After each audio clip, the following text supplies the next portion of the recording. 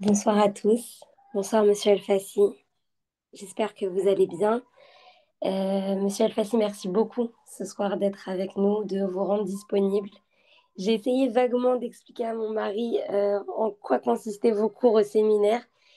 Et en fait, il m'a dit, bah, en fait, c'est une tonne de préparation, ce qu'il fait, et beaucoup de connaissances qu'il faut diluer dans un cours comme ça. Donc voilà comment je vous ai représenté.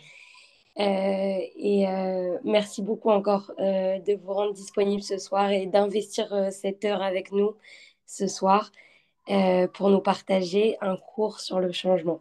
Merci beaucoup, Monsieur Elfassi. Ok, bonsoir, bonsoir. Alors, Ilana, c'est une personne très perspicace et continue. Ça veut dire que depuis 2021, elle me dit de faire un cours sur Zoom et avec Menora. Et à chaque fois, j'arrive à m'éclipser, mais elle a gentiment, doucement, doucement. Et au final, on est là ce soir. Alors, quand on a préparé le cours, elle m'a dit, on a vu ensemble et elle m'a demandé quel thème on ferait. Alors, bon, on était en train de chercher et puis, bon, elle n'a pas lâché. Et puis, j'étais à Londres à ce moment-là. Elle me dit, mais alors, on choisit quoi comme thème? Alors, j'étais en train de faire mes achats alors j'ai dit, mais j'aimerais bien, peut-être ça va passer, j'aimerais bien, ça va être un bon sujet. J'ai dit ça comme ça. Et au bout une semaine avant, donc Ilana me dit, mais bon, je pense qu'elle commence à flipper, on peut vraiment définir mieux ce que ça veut dire. Et entre-temps, bien évidemment, Ashgar Pratit, le titre de J'aimerais bien, parce que je me suis renseigné, parce que j'ai vu un peu, il colle bien avec l'actualité, puisque on vient de sortir de Rosh Chodesh, et Rosh Chodesh, c'est un moment particulier.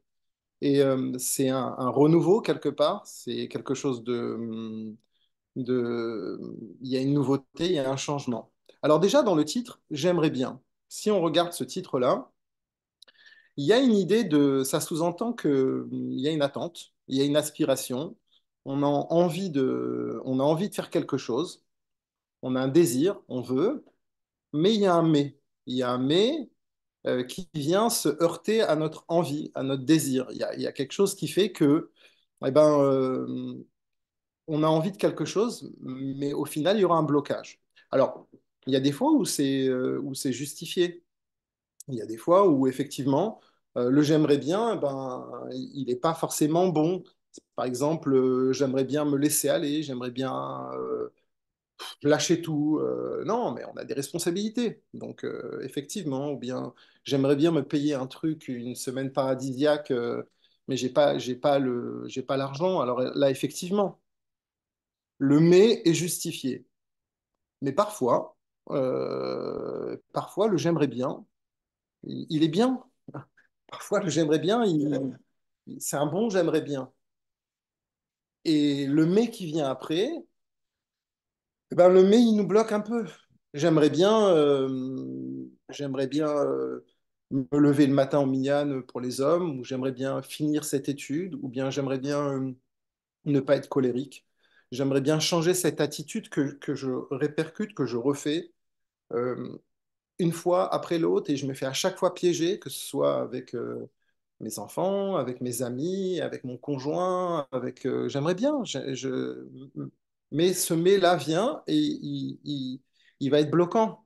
Et c'est ça justement qui va faire que, effectivement, on touche ici à l'idée du changement. Alors, le changement, c'est d'abord une valeur très féminine.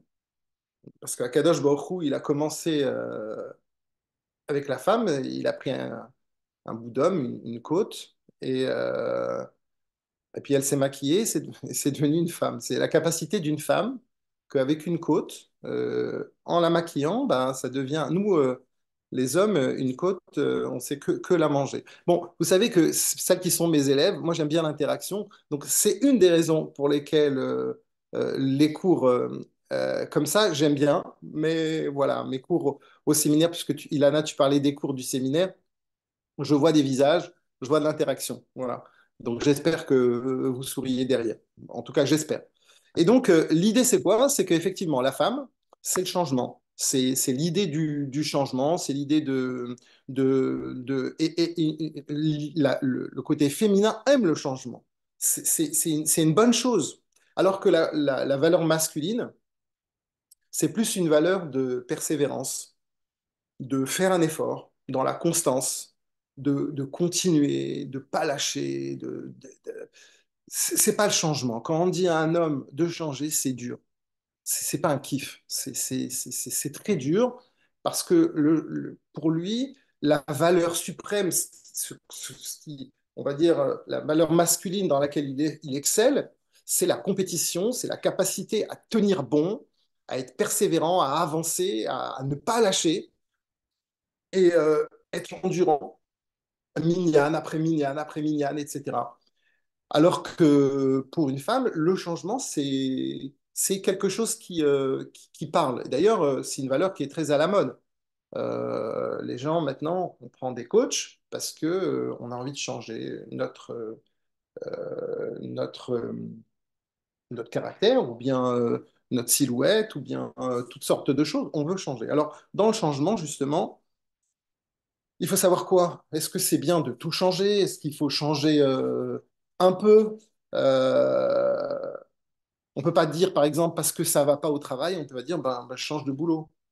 On peut pas dire parce que ça va pas bien avec mon conjoint, ben, je change de conjoint. Alors, on va dire, non, je veux changer, mais quoi changer? Est-ce que je dois changer la chose? Est-ce que je dois me changer? Donc tout ça, c'est le sujet du jour, c'est le sujet de ce soir, et donc c'est pour ça que ça tombait bien quand j'étais à Londres, que j'ai dit j'aimerais bien, et ben ça tombe bien. On est aujourd'hui Bet Shvat, puisque Rosh Chodesh est passé, on est Bet Shvat, et en 1964, le rabbi a reçu des jeunes filles de Bet Rivka. Il les a reçues dans son bureau.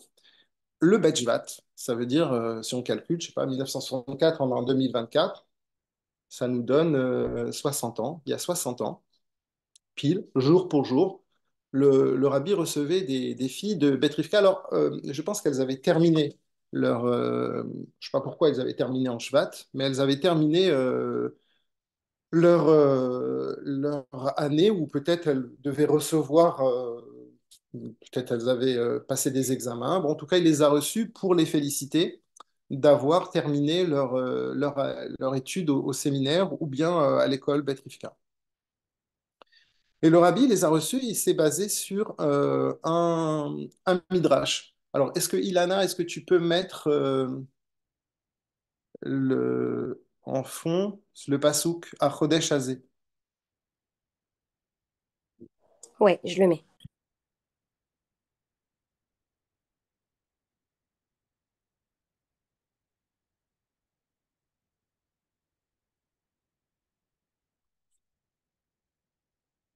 Est-ce que c'est bon, vous le voyez? Moi, je vois pas, non. Je sais pas si les autres voient.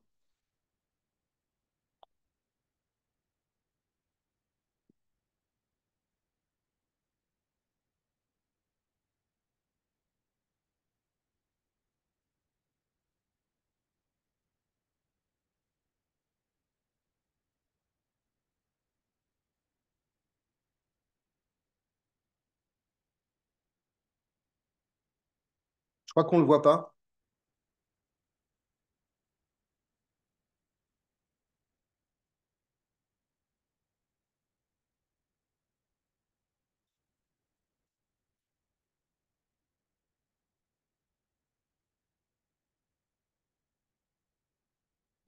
.fr est désormais l'animateur.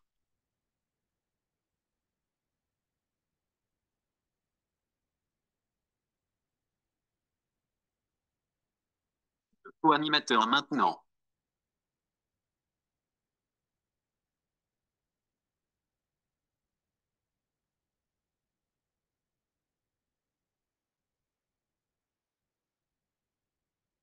Ok, il passe pas? Si, je suis désolée, il y a eu un petit bug, je vous l'envoie. Non, c'est pas ça. C'est pas celui-là. Désormais l'animateur.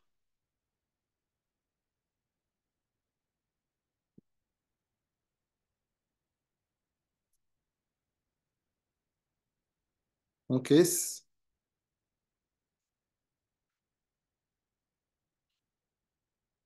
C'est Veiné à la Passouk. Voilà, très bien.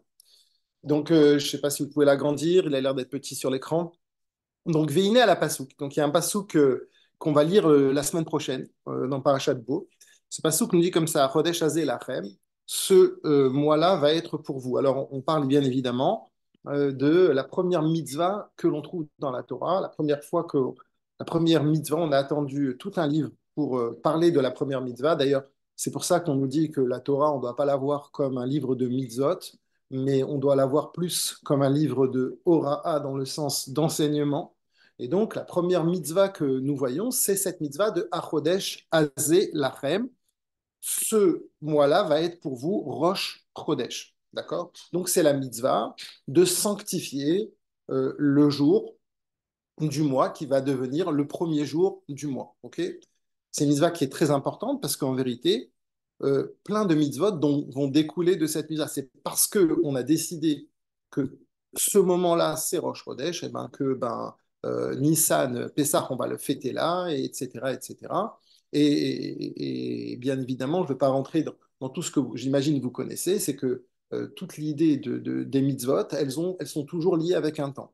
Mais le Midrash dit quelque chose qui apparemment est très joli, très mignon. Itab Midrash, c'est marqué dans le Midrash, Mishe Bachar Akadosh Baruch Hu Baolamo, quand Hachem a choisi son monde, Kavabo Raché Chodashim Veshanim. Hachem, il a fixé, il a implanté des débuts de mois et des débuts d'année. Donc on nous dit que quand Hachem, il a choisi son monde, eh bien, il a mis dans le monde, il a mis des mois, des Rosh Chodesh plutôt, il a mis des débuts de mois, et il a mis des débuts d'année, ou Keshebachar Yaakov ou Vanav. Et maintenant, deuxième chose, quand Hachem, il a choisi Yaakov et ses enfants, donc en deux mots, quand il a choisi les Bnei Israël, Kababo Rosh Chodesh Shel Geoula, il a fixé le mois de la Géoula, c'est-à-dire, c'est quoi le mois de la Géoula? Le mois de la délivrance, c'est-à-dire Nissan. Donc en fait, on a ici un midrash qui est très beau, qui nous dit que finalement, Akadosh Baruch Hu, quand il a choisi le monde, eh bien, il a décidé que c'était très important qu'il y ait des Rosh Chodesh, des Raché Chodashim, des débuts de mois. Il a décidé que c'était très important qu'il y ait aussi des débuts d'année. Et deuxième chose, quand il a choisi les Bnei Israël, eh ben, à ce moment-là, Akadosh Baruch Hu a, si l'on peut dire, fait une petite exception, où il a éclairé un peu, il a mis une petite lumière, et il a dit, aussi, je vais aussi mettre un point de... Je vais cristalliser sur un mois, qui est Rosh Chodesh Nissan. Le mois de Nissan, on va arriver dans un mois. Quand on regarde ça, on peut se dire c'est bien, mais seulement on peut aussi se dire que ça veut dire quoi que quand Hachem il a choisi son monde, Hachem il n'a pas choisi le monde, Hachem il a créé le monde. Créer, c'est pas choisir, hein, c'est pas, ça veut pas dire la même chose. Et là vient cette idée que je vais développer assez rapidement, mais qui est cette idée profonde, c'est que l'idée du temps, parce qu'on ne peut pas parler de changement sans parler du temps. Et en vérité, le changement, c'est une combinaison de deux choses, qui est le temps et nous. Et si on arrive bien c'est ce que je me propose ce soir, si on arrive bien à avoir une idée un petit peu originale par rapport à ça et se poser par rapport à ça, on peut, je pense, avancer. On peut avancer dans le changement. On peut avancer à être meilleur et aussi à se connaître mieux et à peut-être se dépasser. C'est le but de ce soir un petit peu. C'est l'idée d'arriver à retirer ces petits blocages qu'on peut avoir. Et donc ici, c'est comme ça. Comme ça, on doit dire. C'est que quand Akadosh Baruch Hu, il a choisi le monde, ça veut dire quoi? Ça veut dire qu'il y a une étape dont le Midrash ne nous parle pas. Il ne nous parle pas d'une première étape qui est que quand Hachem il a créé le monde. Quand Hachem il a créé le monde, il a créé le temps. Le temps, il n'a pas de couleur, il n'a pas de saveur. Le temps, il passe, il est invisible.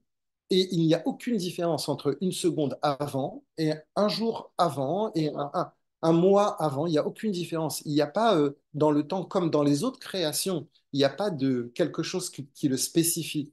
Le temps, il passe, si l'on peut dire, incognito. Il passe tellement incognito, le temps, que il peut passer et on ne fait rien. Donc, première étape dont le Midrash ne parle pas, c'est une étape où le temps nous échappe. Il nous échappe parce que justement, on est dans un système où effectivement, on ne l'utilise pas le temps. On n'est pas en train d'utiliser quelque chose, on est simplement en train de se laisser porter par les événements. Il n'y a rien de spécial qui va se passer. On ne s'est pas fixé des objectifs. On est là et quelque part, comme le mot veut bien le dire, on perd son temps. On perd un cadeau qui est précieux, qui nous a été donné par Hachem. Ça, c'est la première étape et le Midrash ne nous en parle pas et c'est même pas important. Deuxième étape, et c'est là où le Midrash vient nous parler, il nous dit il y a une deuxième étape, c'est quand Hachem il a choisi. Et là, à ce moment-là, le fait qu'Hachem choisisse, l'idée, c'est choisir, c'est la passion. Choisir, c'est quand on aime.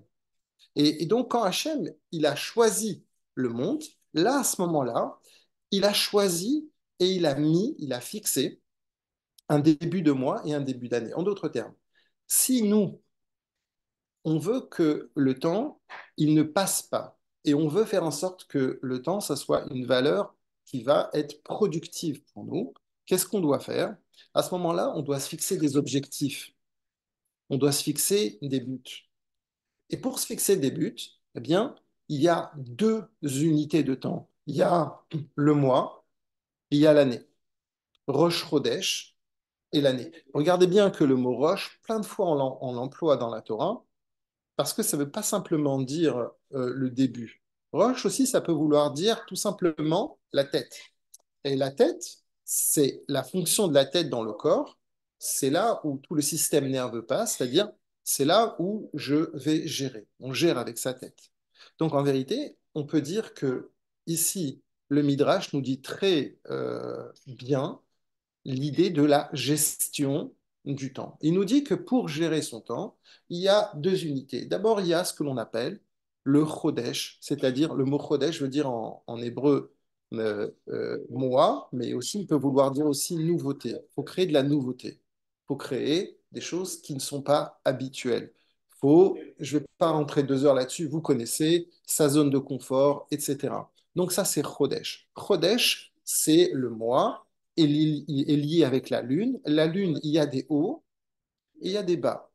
Il n'y a pas que des hauts, la Lune. Et d'ailleurs, quand est-ce que la Lune est à son summum? Non pas à la fin du mois, mais au milieu du mois, pour nous montrer que finalement, l'idée, c'est que le judaïsme n'est pas en train d'adorer la perfection. Nous, on n'est pas les adorateurs des choses qui sont parfaites. Nous, on veut que le gâteau, il soit mangé. On ne veut pas que le gâteau il soit joli. Donc le mois, il commence tout doucement avec une lune petite. Il va grandir et le 15 du mois, et le mois n'est pas fini. La lune va être très grande. Et puis après, il y aura des descentes. Et c'est un peu le parcours des Bnei Israël de tout temps. Et on pourrait se dire, mais non, c'est nul après, quand on a le 15, la Lune, elle est trop, trop belle, la Lune. On ne veut pas qu'elle rétrécisse. Hachem nous dit, non, parce que dans l'obscurité aussi, tu peux trouver Akadosh Baruch Hu. Il n'y a pas que dans la lumière que tu peux trouver Hachem. Il y a aussi des fois, quand on vit ce que nous, on appelle des épreuves, que Hachem ne nous donne pas d'épreuves, mais on peut avoir des épreuves qui sont positives. Bon, je ne parle pas de la maladie ou de la souffrance, mais on peut aussi avoir ce que j'appellerais des challenges qui font que la Lune, elle se rapetit, mais c'est pas forcément, on ne doit pas s'apitoyer sur notre sort. Ça peut être aussi une manière de nous challenger et de rebondir. Et ça, c'est l'idée de la première unité de temps qui est Rosh Chodesh. Il faut, comme j'ai dit tout à l'heure, il y a la tête. Et dans la tête, eh ben, il y a la tête et il y a le restant du corps. Et ça veut dire quoi, la tête et le restant du corps dans le machal? Eh ben, c'est comme si on peut dire, au début de la journée, j'ai fait déjà mon planning, je sais ce que je veux, je sais où je veux aller aujourd'hui, j'ai des objectifs, j'ai des buts à atteindre. C'est pas la journée qui me porte, mais c'est moi et on sait tous que quand on se comporte de cette sorte, de cette manière-là, eh ben, le restant du corps, il va suivre la main, le pied, etc. C'est-à-dire, on va mettre en place toute une stratégie pour faire en sorte que, eh bien, les objectifs vont être réalisés. Donc là, c'est le Chodesh, c'est le mois, c'est la nouveauté, c'est créer chez nous cette nouveauté. Puis aussi, Rachesh Shanim, c'est quoi? C'est les années, c'est le début d'année. Et Shana ici, à la différence de Chodesh, Shana ne veut pas dire ici la nouveauté, mais Shana peut vouloir dire la continuité et le changement dans la continuité. Parce qu'on sait très bien que quand on a installé des petites nouveautés, on arrive au final au changement. Le changement, il ne vient pas d'un coup. Les gens pensent à tort que quand le changement n'est pas là, eh ben, on baisse les bras. Le changement, il vient souvent quand on ne s'y attend plus. Et le changement, il est le produit de plein de petites nouveautés. C'est exactement ce qu'on est en train de dire. Il faut plein de petits mois qui vont s'accumuler, des roches Chodesh, qui vont s'accumuler les uns les autres pour arriver à un Rosh Hashanah. C'est comme ça qu'on arrive. Et donc le Midrash vient nous dire, en fait, finalement, nous apprend, dans un premier temps, il nous dit donc, premier niveau, niveau zéro, Hachem, il a créé le monde. Et quand Hachem, il a créé le monde, ben, le temps, ben, il passe.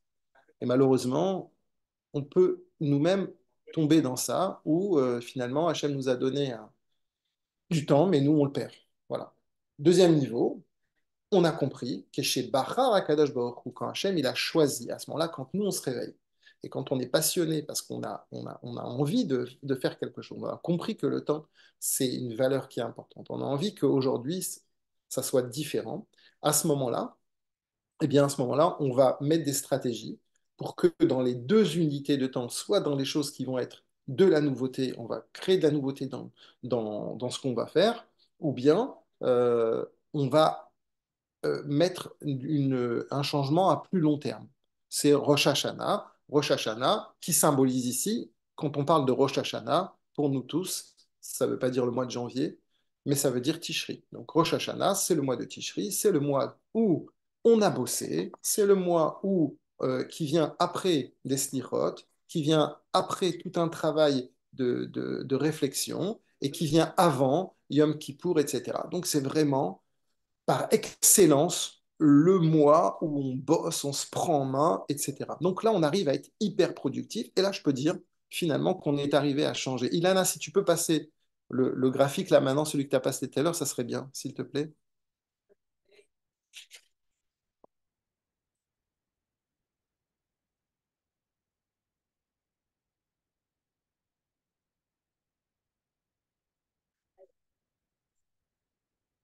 Alors, dans le graphique, ici, on voit les modalités du changement. Comment arriver, il commence par en bas. Il n'est peut-être pas forcément super bien fait.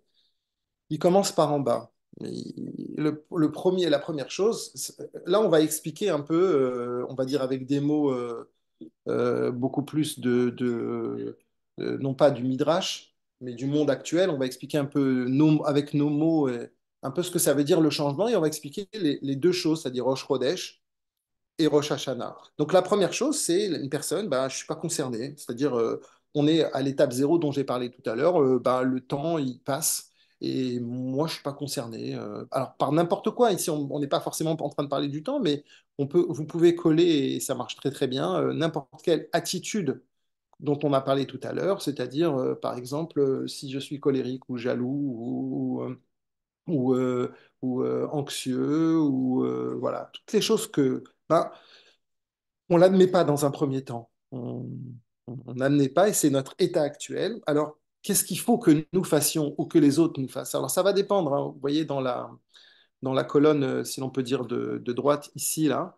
Là, c'est ce que nous, on devrait faire ou ce que les gens bien intentionnés devraient nous faire. Par exemple, si on est prof et qu'on a un élève, ça marche très bien. Nous, on va être dans cette colonne-là de droite. Et la colonne de gauche, ça symbolise l'état dans lequel la personne se trouve. Donc, je ne suis pas du tout concerné. Donc, qu'est-ce qu'il faut faire avec ce genre de personnes ou bien avec nous-mêmes?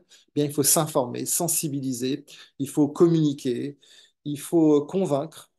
En évitant de renforcer les freins. Donc ça, c'est la première étape, c'est-à-dire tout simplement, si par exemple une personne fume, eh ben, on va communiquer que effectivement la cigarette, c'est pas bon, on va l'informer, on va la sensibiliser, et juste parce que là, elle n'est pas du tout concernée. C'est l'idée, l'image de ce qu'on a dit au départ, c'est le temps qui passe, et moi, je me laisse porter. Une fois qu'on a sensibilisé, et quand je parle de sensibiliser, il ne suffit pas simplement de sensibiliser, c'est pas se parler à soi-même, c'est parler à l'autre, c'est être capable d'aller jusqu'à l'autre, d'accord? En donnant des bonnes informations. Alors après, on arrive à un deuxième niveau. Une fois que la personne, elle est passée par, et on l'a sensibilisée, la personne ne va pas changer d'un coup. C'est pas comme ça. Un changement, il se fait pas avec un coup de baguette magique. C'est pas comme ça. C'est que la personne, la prochaine chose, c'est que la personne, elle n'y croit pas. Elle dit, bon, ben, ok, j'ai compris que c'est pas bien, mais je crois pas que je suis capable. J'y crois pas du tout. Je pense pas que je vais être capable d'amener ce changement. Je me sens pas capable d'y arriver. Et encore une fois, chacun peut y mettre tout ce qu'il veut comme frein, comme j'aimerais bien. Donc voilà. Le mais ici, il va arriver. Et ce mais, c'est parce que je crois pas que j'ai déjà essayé, ça marchait pas. Je vois pas pourquoi ça marcherait maintenant. Et donc là, à ce moment-là, cette personne-là, eh bien, il faudra lui donner envie par l'exemple, c'est-à-dire il faudra lui montrer des exemples de personnes ou de moments où on y est arrivé. Et donner envie, c'est une chose qui est très importante parce que ça nous donne la lumière de la chose, ce que ici s'appelle le Rosh Chodesh. Ici, le Rosh Chodesh ou bien le Rosh Hashanah, si on peut dire, ce début, c'est le fait de donner envie, c'est-à-dire de montrer de gérer l'histoire, de montrer que voilà, le moment, il va pas passer comme ça. Et on ne peut pas simplement se dire que voilà, cette personne-là, j'ai envie de lui ressembler. Ou bien moi, j'aimerais bien me ressembler quand j'ai agi comme ça. Donc ça vient répondre à l'idée de je n'y crois pas. Alors une fois que la personne, là, vous voyez à gauche, là, l'engagement, il est là. Il y a un processus. Euh, il y a un processus de négociation avec l'acteur cible, c'est-à-dire avec soit l'enfant qu'on veut aider à changer, soit son mari, ou soit soi-même. Encore une fois, ce cours, il peut parler de nous, il peut parler des autres, on peut le mettre comme on veut. Il parle de cette capacité que l'on peut avoir d'avancer. Donc, deuxième, donc, là maintenant, on n'est plus dans je ne suis pas concerné. On est concerné. On a compris que effectivement, c'est un vrai problème. Mais on pense que ben, c'est pas pour nous encore. C'est pour les autres. Je vais reprendre l'idée de la cigarette parce que c'est basique. C'est que bon, ben, moi, je peux pas. Voilà. Les autres, ils peuvent, mais moi, je peux pas. Quand on discute avec les filles du séminaire, elles peuvent dire, moi, j'y arriverai pas. Je sais, je me connais, j'y arriverai pas. Après, une fois qu'on a donné des exemples et qu'on a montré que soi-même, on peut être capable, un tout petit peu même, un peu, c'est pas... Ou bien des exemples de personnes qui ont eu, qui ont réussi, pourquoi pas moi alors? Alors la personne va avoir dans son autre, elle va avoir des craintes. C'est plus qu'elle n'y croit pas, elle y croit, mais c'est beaucoup plus, si on veut dire, c'est beaucoup plus fin. C'est-à-dire que cette personne-là, eh ben, maintenant, elle se dit, OK, j'ai compris que c'est pour moi. Je pense que ça me parle. Je pense vraiment qu'il faut que j'opère ce changement. Mais voilà, il y a tel truc qui me font encore peur par rapport au changement. Le changement, ça fait peur. Prendre sa vie en main, ça peut nous faire peur. Et parce qu'on est en train d'évoluer et on va vers l'inconnu. Et donc, c'est très important de se prendre par la main et d'avancer par rapport à ça.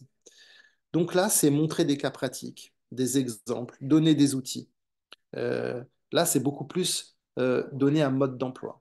Ensuite, cette personne qui a des craintes, euh, ben, maintenant, elle a un peu avancé, mais maintenant, elle ne sait pas comment faire. Elle a envie de changer. Maintenant, elle brûle d'envie, mais elle ne sait pas comment faire. Elle se dit, est-ce que avoir une alimentation saine, c'est de rien manger, c'est d'avoir faim tout le temps. Donc, elle ne sait pas comment faire. Donc, à cette personne-là, ben, il va falloir valoriser par l'expérimentation. Tout ça, c'est le processus du changement. Ce que le Midrash nous dit en un mot, est-ce que les experts en changement, en coaching, etc., nous donnent les étapes pour avancer? C'est ce que je me propose de vous donner, c'est-à-dire pas simplement balancer un midrash, mais donner des outils. Et je pense que c'est un bon outil qui peut aider si on prend un peu de temps, si vous voulez le re-regarder, parce qu'il est bien fait, qui peut nous aider à justement passer ces étapes, ces freins, casser l'un après l'autre les choses qui nous empêchent d'avancer. Et après, je passe à l'action. Je passe à l'action. Là, c'est vraiment que je me suis levé et que là, maintenant, je vais faire les choses. Là, c'est plus dans ma tête, c'est plus une envie, c'est quelque chose qui est assumé et j'agis maintenant et que je mets les choses en place. Donc, passer à l'action, eh bien, à ce moment-là, nous, qui sommes à côté, ou bien si on parle de nous-mêmes, eh bien, on va consolider cette pratique. On va faire en sorte que c'est pas simplement qu'on s'est levé une fois au minyan, mais que on va consolider, tu vois, ben, tu as eu du plaisir. Consolider, c'est aussi se donner des envies et apprécier ce qu'on fait. Il y a beaucoup de personnes qui ont cette faculté à se casser eux-mêmes et à être tellement très durs avec eux-mêmes, très perfectionnistes, que même quand ils font bien, ils pensent qu'ils font pas bien. C'est une des choses qui font que le changement va se briser. Parce que quand on fait quelque chose de bien, on doit l'assumer et on doit être content. On ne doit pas être euh, fier dans un sens négatif, dans l'arrogance, mais on doit être fier avec humilité. Voilà, on a fait quelque chose de bien, accepter qu'on a fait quelque chose de bien, passer à l'action, consolider. Et après, je renouvelle l'essai, l'idée de continuer, de persévérer, de pérenniser. Voilà. Donc là, je vous ai montré tout un passage qui explique comment réaliser le changement, comment faire que ce changement-là, il va devenir effectif. Le Midrash ne s'arrête pas là. Donc, Ilana, si tu peux, s'il te plaît, ouais, pas repasser sur le Midrash, sur qu'on a commencé. Le Midrash ne s'arrête pas là. Et là, si l'on peut dire, on est... Non, non, sur le premier, merci. Pour l'instant, on a expliqué le début du Midrash. Et on a expliqué comment une personne peut arriver à être productive, en 2 mots. Comment une personne peut arriver à faire en sorte que ben, le temps ne soit pas quelque chose de perdu. Avec ça, on est arrivé maintenant si on reprend le Midrash, Mi Shebachar Hakadosh Baruch Hu Baolamo, quand Hachem il a choisi son monde, ça veut dire quand Hachem il a choisi, ça symbolise la passion, quand on aime maintenant, quand on ne laisse pas le temps comme simplement une création, parce qu'une création, il y en a plein des créations. Tout autour de nous, c'est des créations. Mais est-ce que ces créations nous interpellent? Est-ce qu'on fait un truc avec?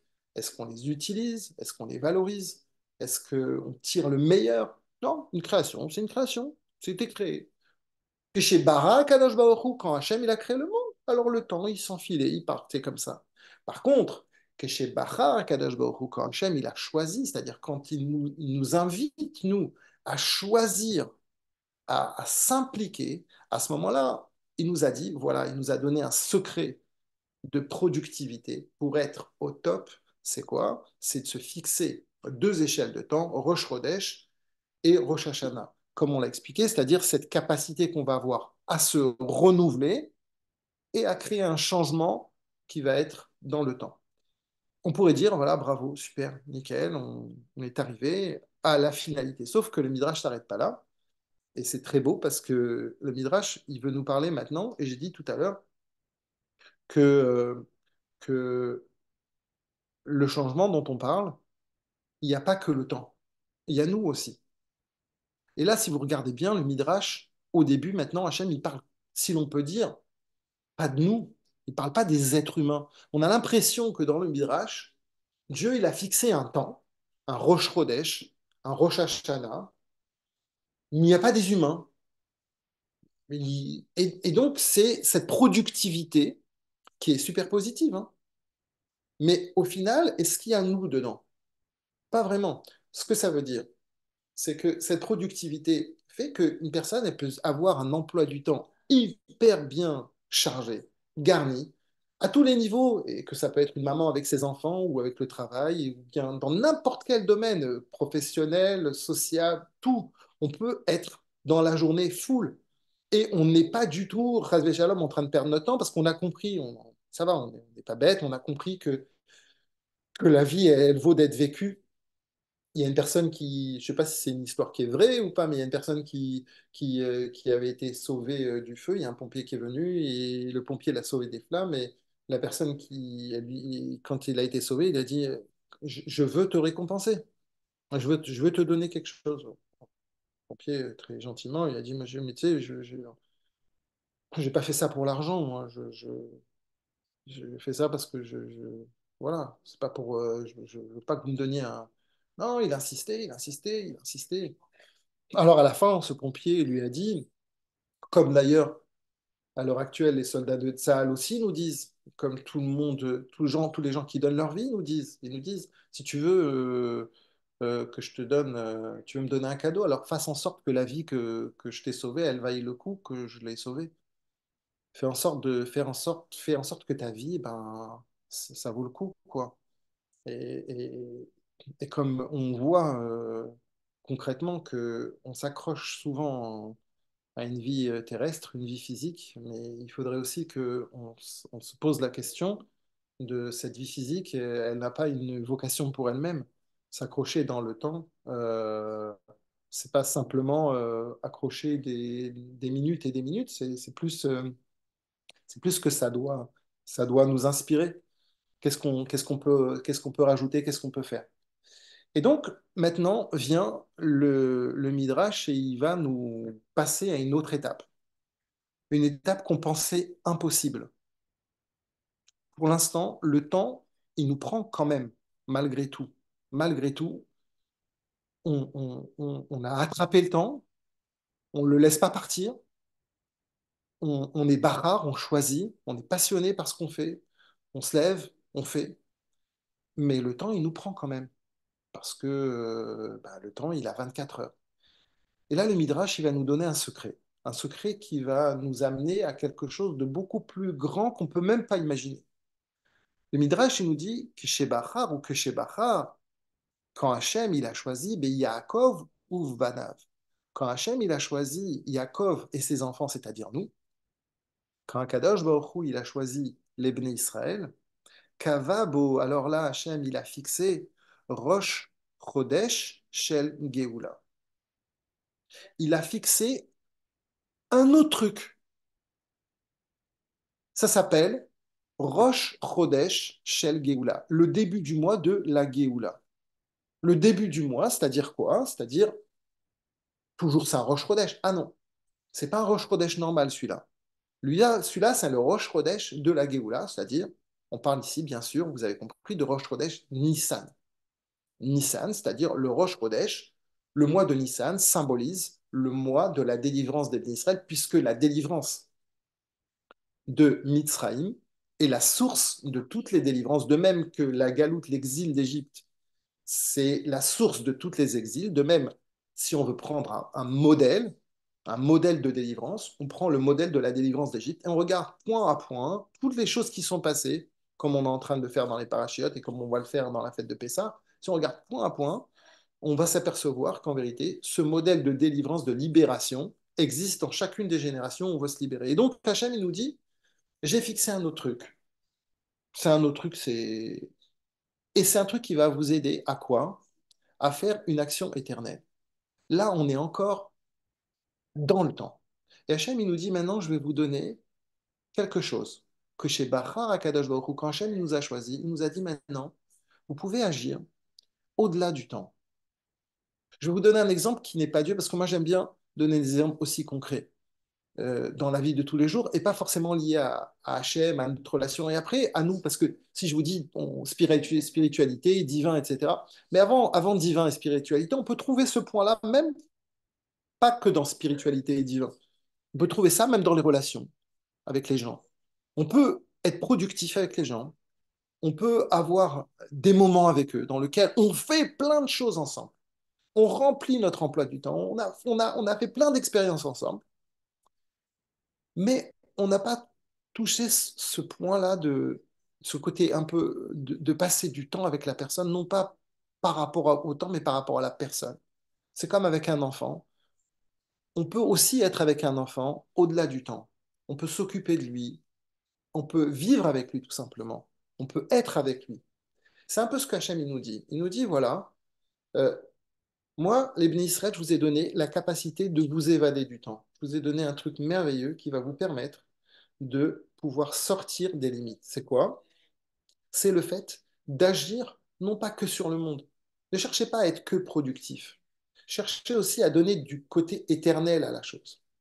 Le côté éternel, je vais le symboliser par l'action de Myriam. Si, Lana, tu peux mettre le dernier passage, va, Vatetatsav achoto, merachok, l'edea ma aselo. Sa sœur, elle s'est tenue de loin pour savoir ce qui se passait pour lui. On parle ici de Myriam, petite fille qui voit que son frère Moïse, sa mère, elle l'a jeté dans le Nil, mais bon, il est dans un couffin. Et vous savez que Myriam, elle a été, elle est partie voir son père, elle lui a dit, toi tu es plus que Paro. Paro, il fait des décrets, mais toi tu en fais des plus grands. Et comme quand on fait une action, on aime bien voir la finalité de l'action, donc cette petite fille, qu'est-ce qu'elle fait? Va tétatsav. C'est un verbe qui est très bizarre, qui est une combinaison. Je ne suis pas un expert en dikdouk, mais c'est un verbe qui, c'est pas avec, c'est pas le fait qu'elle était nitsevet, va tetatsav, c'est un verbe qui mélange deux choses, deux trucs. Je vais venir. Va tetatsav achoto, sa sœur, elle se tient, on va dire, de loin pour savoir qu'est-ce qui va se passer. Elle est en train de regarder Moshe, son frère, son petit frère bébé, qui est en sakana, là, il est en danger, là. Parce que nous, on connaît la fin de l'histoire, on est tranquille. On voit ça avec beaucoup de calme, mais elle ne voit pas ça avec du calme. Elle est là et elle s'inquiète pour son frère. Mais son inquiétude, c'est pas une inquiétude qui est une inquiétude figée. Et c'est ça, justement, Vatetatsav. Dans Vatetatsav, il y a le mot Nitsav, qui veut dire se positionner, et Ityatsev, qui veut dire se lever. Il y a deux choses dans Vatetatsav. Il y a deux choses qui sont a priori contradictoires. Il y a j'avance dans l'attente. C'est un truc de fou. On ne peut pas avancer dans l'attente. Ben, c'est ce qu'elle a fait, Myriam. Elle était loin, elle avançait et elle attendait. Et c'est ce point-là que je vais vous dire, c'est ça le point qui est le côté éternel. Quand on fait une mitzvah, on n'est pas en train de faire une mitzvah pour maintenant. On n'est pas en train de faire une mitzvah pour le Gan Eden. Parce qu'on va voir. Quand on fait une mitzvah, on est en train de faire une mitzvah pour changer de manière durable et éternelle le monde. On est en train de faire quelque chose qui s'appelle un vrai changement. Quand Myriam s'est positionnée avec un côté d'attente et un côté d'avancée, elle a figé l'instant pour que cet instant soit devenu éternel et pour permettre à Moshe d'être là jusqu'à nous. C'est par cette action-là qu'elle a eue, par ce regard qu'elle a eu sur son frère, ce regard protecteur qui lui a permis de passer le temps. Cette histoire-là, elle n'est pas une histoire qu'on nous a racontée et qui est finie, c'est une histoire qui continue de manière éternelle. Je vous donne simplement ici une illustration de ce qu'Akadash Baruch Hu, il veut nous dire. Il veut nous dire que oui, à l'étape 1, il y a l'étape 0, je ne fais pas attention du temps. Oui, à l'étape 1 et 2, je suis dans le mouvement, je suis productif, j'avance. Mais au final, après 120 ans, eh bien, Akadosh Baruch Hu nous dit, voilà, moi je vous donne aussi une capacité de dépasser le temps, de faire une action qui va être une action éternelle. Cette action éternelle, c'est par le biais bien évidemment de Torah et Mitzvot, c'est là où on va, parce que quand on fait Torah et Mitzvot, on n'est pas simplement en train de faire des bonnes actions, on n'est pas simplement en train de faire des belles choses, on est en train de changer une réalité, on est en train de créer une nouvelle réalité. Quand on dit qu'on veut qu'il y ait une dira bétartoni, mais que c'est un mot qui est souvent galvaudé, que plus on répète les mots et parfois plus les mots n'ont moins de sens. Mais en vérité, c'est quelque chose qui est très profond quand on est en train finalement d'intégrer Hachem dans le monde. On est en train de faire un truc merveilleux. Et c'est un truc qui est un changement total et c'est un changement qui est un changement éternel. Je vais simplement terminer le cours pour vous dire que, vous raconter une petite histoire, peut-être si vous êtes intéressé à l'histoire d'Israël, vous connaissez certainement Chaim Weizmann, qui était le premier président de l'État d'Israël. Et si vous avez fait un peu d'histoire, vous savez que Harry Truman, c'était aussi un président, mais lui américain. En 49. l'État d'Israël était juste né. Et si vous regardez dans l'histoire de l'État d'Israël, il a été né par des bagarres, par des guerres et par un combat. Et un combat, on n'avait pas d'armes, on n'avait pas de reconnaissance. C'était des gens qui étaient sortis de la Shoah pour la plupart, qui étaient maigrichons et qui se sont battus avec ce qu'ils avaient. Bon. En 49, Chaim Weizmann, il est parti en Amérique en tant que président pour voir pour une visite chez Harry Truman, qui était le président américain. C'était pas les mêmes conditions qu'à l'heure actuelle. L'Amérique n'avait pas encore reconnu Israël. Il n'y avait pas dans l'organisation mondiale, on n'avait pas reconnu Israël. C'est pas parce que je vous raconte pas cette histoire pour vous dire qu'il faut reconnaître Israël, etc. Mais je vous raconte cette histoire pour vous montrer que l'action d'une personne, elle peut être éternelle. Voilà. Et que on a tous notre moment et que ce moment-là, il est à chaque instant pour nous. Donc, cette histoire, c'est que quand Chaim Weizmann est venu pour rendre visite à la Maison Blanche au président américain, le président américain, il lui a envoyé un message, il lui a dit, il a envoyé un message par ses messagers en lui disant, j'ai appris que vous venez me visiter, ça ne sert à rien, retournez, je ne vous recevrai pas. Pourquoi? Pourquoi il ne voulait pas le recevoir? Parce que quelques semaines avant, il avait reçu dans son bureau des Israéliens qui étaient venus, une délégation israélienne qui était appelée pas encore Israël, mais Palestine, ou en tout cas plus ou moins, on va dire. Et ça s'est mal passé, le ton est monté, il y a eu des cris qui sont... Et donc Harry Truman n'a pas du tout accepté cette manière de lui parler. Et donc, il a décidé qu'il ne ferait plus rien pour Israël, il ne ferait plus rien pour les Juifs. Et ce qui est très important de savoir, c'est que si les Américains ne reconnaissaient pas Israël à ce moment-là, ben, tous les autres pays qui étaient des pays démocratiques ne l'auraient pas fait. Et, et donc, euh, l'idée, c'est comme ça. L'idée, c'est que il a dit, je ne vais pas recevoir. Et en Israël, il y avait quelqu'un qui savait que le meilleur ami de ce Truman, c'est un homme qui s'appelait Eddie Jacobson. Et ce Eddie Jacobson, il a fait la guerre avec Harry Truman. Je vous raconte ça rapidement parce que j'ai l'impression que au niveau du temps, peut-être c'est limité. Bon, enfin, ce Eddie Jacobson, il, euh, il, euh, il connaissait très bien le président américain. Ils avaient fait la guerre ensemble, ils avaient fait du business ensemble. Ils s'étaient perdus de vue. Donc, la délégation israélienne l'a su et a appelé ce Eddie Jacobson et lui a demandé d'intervenir. Et lui, il a dit, ça fait longtemps que j'ai pas parlé avec le président américain, même pas en rêve, il voudra me voir. Les choses ne passent pas comme ça. Donc, ils ont imploré, ils ont dit, voilà. Donc, il leur a fait plaisir et il est parti à la Maison Blanche. Et quand le président américain l'a vu, il était tellement content de le voir, ça faisait tellement d'années. Il l'a amené, ils ont parlé, ils ont discuté pendant je sais pas combien de temps, du passé, etc. Et au final, Eddie Jacobson lui dit, bon, voilà, je suis là parce que je veux te demander de me rendre un service. S'il te plaît, fais-le pour moi. Reçois le président israélien. Quand il a entendu ça, il est devenu dans une colère noire et il était impossible de l'arrêter et il lui a dit qu'il était hors de question.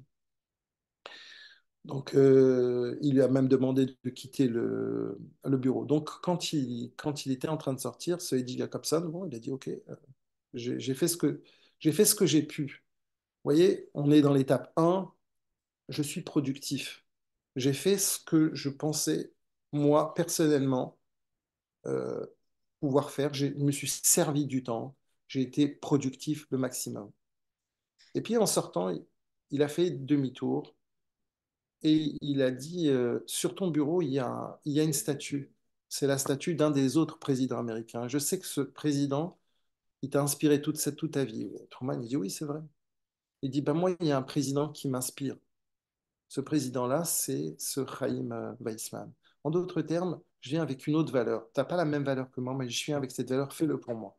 Et cette action-là a fait que, effectivement, après avoir réfléchi, etc., il a accepté et les choses se sont tellement bien passées que, suite à ça, les États-Unis ont reconnu Israël et que Israël a été reconnu par la majeure partie des pays démocratiques. cette histoire, elle vient illustrer et finir l'idée que je voulais développer ce soir. La conclusion, c'est quoi? C'est que quand on agit avec une perspective, quand on voit les choses avec une finalité et qu'on ne regarde pas simplement le moi de je suis productif, mais on voit que derrière tout ça, on construit pour Akadosh Baruch Hu, alors là, à ce moment-là, notre action, elle devient éternelle. Voilà. Ça m'avait manqué vos cours, vraiment, Baruch Hashem. Et ça a beaucoup plu aussi sur le chat. Donc, merci beaucoup. Je voudrais juste prendre 5 minutes parce qu'il y a eu beaucoup de questions pendant le chat. Peut-être que je les ai reçues moi de mon côté. Et je pense que je peux la résumer en une. C'est comment se blinder, on va dire, de plein de phrases qui nous motivent par rapport aux distractions, comme le téléphone, comment dire, la flemme. Voilà, comment se blinder de plein de force pour pouvoir faire face à toutes ces distractions, quand il Oui, s'agit en tout cas ouais, d'éclairer un peu. on est dans un monde où, et pour ça le rabbi a dit à plusieurs reprises que l'obscurité elle est encore plus noire plus on avance, parce qu'effectivement, avant le Yetzer Hara, il était à notre porte, si on peut dire, il fallait sortir, et là il nous accompagne à chaque moment, et ces distractions dont tu parles, c'est-à-dire cette capacité qu'on va avoir à perdre notre temps de manière organisée, elle est beaucoup plus présente. Alors, ça fait partie de ce que le Midrash nous a dit très bien. Il faut se fixer des buts dans la vie. Il faut se faire un Rosh Chodesh, il faut se faire un Rosh Hashanah. Il faut qu'on se dise que j'ai envie d'arriver à ça. J'ai envie de ça. Ça, c'est la première étape. Mais après ça, une fois qu'on a dépassé ça, il faut se dire que la deuxième chose, et c'est ça la force, c'est que on doit se dire que finalement, si Akadosh Baruch Hu, il m'a mis moi sur terre, c'est parce que, en fait, finalement, j'ai un truc à apporter qui est spécial. Et ce truc-là, il va être éternel. C'est pas parce qu'on se dit souvent, et c'est ça notre truc qu'il faut casser, c'est ce que le Midrash vient casser, c'est que mon action, elle va pas finir quand j'ai fini. Elle va continuer. C'est comme quand on dit j'ai accouché d'un enfant. Ben, quand j'accouche d'un enfant, c'est pas le moment de l'accouchement. C'est pas qu'une femme elle a accouché. Ah ben voilà, non. Parce qu'il y a sa vie à lui, 120 ans, et il y a la vie de ses enfants, 120 ans, etc., etc. Donc en vérité, quand on fait une action, c'est une action qui devient éternelle à partir du moment où, bien évidemment, on construit et on est les fils de. Mais si on veut simplement cocher des cases, alors à ce moment-là, effectivement, on va avoir du mal à se blinder, comme tu dis. Donc, réponse par rapport à la question, deux choses. D'abord, prendre conscience que vraiment on a un potentiel. Et deuxième chose, inscrire, se dire que ce que je vais faire, c'est quelque chose qui va durer. Et il y aura une répercussion. Moi, je suis petit, je ne vois pas, mais il y a une répercussion. Si on est là, je le répète souvent, si on est là, en train de se parler, c'est parce qu'il y a en amont, nos parents, nos grands-parents, il y a des gens qui ont fait Messirut Nefesh et qui se sont pas, qui se sont, comme tu dis, blindés à des moments de leur vie où ils auraient pu ne pas se blinder. Et c'est grâce à eux que nous, on est là. Et donc, si nous, on réfléchit que ce moment-là où on va se prendre en main, ça va devenir un moment qui va permettre qu'il y a des choses qui vont se passer. À ce moment-là, notre action, on va se donner de la force à nous-mêmes. Ok, bah, je pense que ça doit être le mot de la fin. Et voilà, merci infiniment encore une fois, Monsieur Alfassi. C'était Ok, super intéressant. Vraiment, ça vaut le coup. Je suis super contente qu'on l'ait fait ce soir. Et voilà, ok. Bezrat Hachem, qu'on arrive à chacun, chacune opérer des changements qui vont être éternels et pas comme vous l'avez dit, simplement cocher des cases. Voilà, merci Voilà. beaucoup, Monsieur Alfassi. Ok. Allez, bonne soirée. Ciao, tout. Au revoir.